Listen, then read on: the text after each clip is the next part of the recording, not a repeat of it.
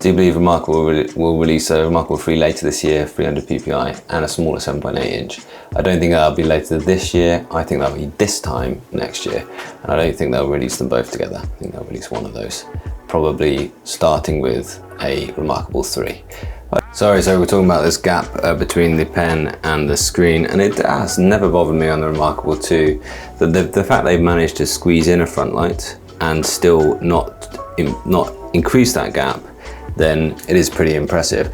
What I would say, if you are someone who really wants the smallest gap that you can get, then look at the Boox Go 10.3, especially if you're thinking, gosh, he's just said that the color isn't such an amazing feature yet, then yeah, then do that as well. You can zoom in and out of text, absolutely, yeah.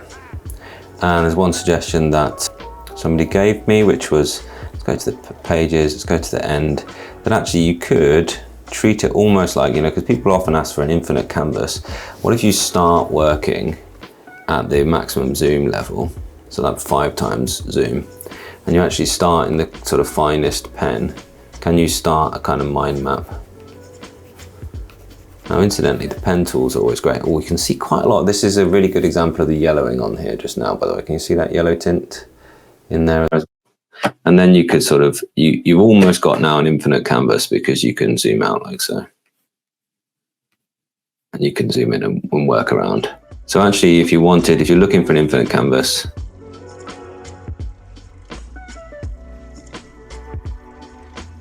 with infinite possibilities,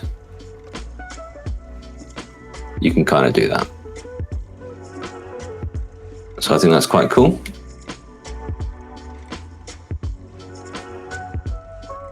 There's not infinite possibilities. I don't know why I wrote that, but you can see now I'm using color. It's getting a little bit messy. Dark mode is not possible, and I think dark mode really is about limiting the light that's coming into your eyes.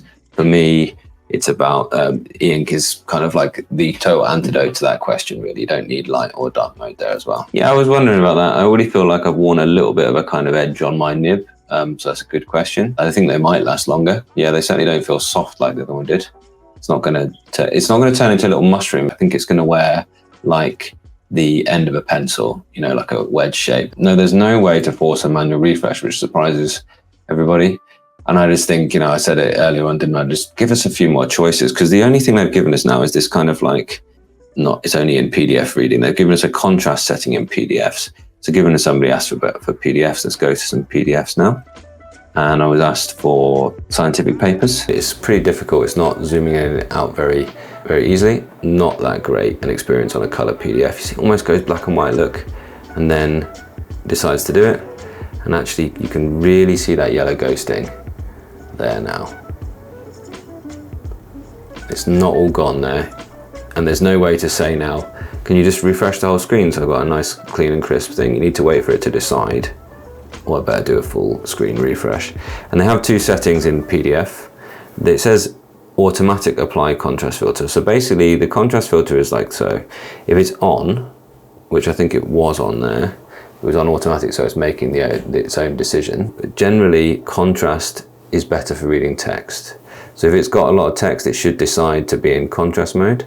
But I found it's not really reliable, and images look better with the contrast mode off. See, these colors look better. So, okay, yeah, but Radu, now, if I want to do that, and I'm someone who's got any kind of secure things on here, I need to turn it off and on. Yes, it will do a full refresh, but now I need to enter my passcode. 6 digits, by the way, and no way to change that. And now, there's still a bit of yellow staining there where actually the passcode was. So, it's just like, these are things. The Gallery Free is not perfect. For people who understand how e-ink is working, you kind of forgive that because you know what it is. But then if you know how e-ink's working, then you want a way to full refresh the screen, don't you? Cool, that's an interesting one, isn't it? Let's just look at color images. So this color image is a famous image, the loneliest photo ever taken. Looks really great. Does look really, really good on there. But right now it's not in contrast mode because it's got that image there, and it's what I had it on before. Contrast filter's off. If I put contrast filter on, you see the difference.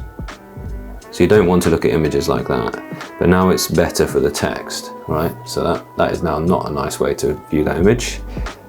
Let's go to the text bit though, of this document. There we go. and I can zoom it, scale it, so that it's as good as that as I can. Oh, is it going to stay like that? Oh my, oh, okay, no, it's kind of got rid of some of the yellow there. Okay, that's not too bad now. That's contrast filter on. Now if I take contrast filter off, you will see now the text doesn't look so good. So you're constantly getting these trade-offs. And that's why I think a lot of us are excited to see what Boox do with this technology, because they will work really hard on that as well. I really hope they do. It just needs, most things just have a swipe up from this corner, and it does that one as well. Fascinating chat.